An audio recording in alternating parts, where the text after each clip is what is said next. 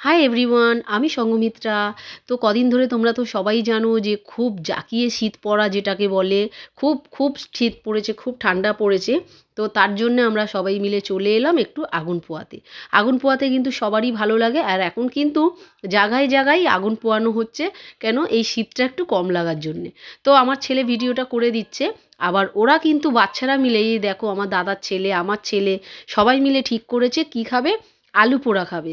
তো আমরা বড়রা করছি আগুন পোহানো, আর ওরা করছে এই দেখো আলু পোড়া। তো ভেতরে আমি দেখাচ্ছি আলুটা, আমার ছেলে একটুখানি জুম করে দেখাচ্ছে, দেখো যে আলু পোড়া খাবে বলে ওরা বাচ্চারা খুব আনন্দ করে আলুগুলোকে দিয়েছে ভেতরে। তো আলু পোড়া খাক আর আমরা আগুন পোয়াই। তোমরা কে কে আগুন পোয়াচ্ছ অবশ্যই কিন্তু কমেন্টে আমাকে জানিও, যে কারা কারা এখনও আগুন পোয়াওনি আর কারা কারা এখনও আগুন পোয়াচ্ছ। আমরা তো আগুন পোয়ানো শুরু করে দিয়েছি।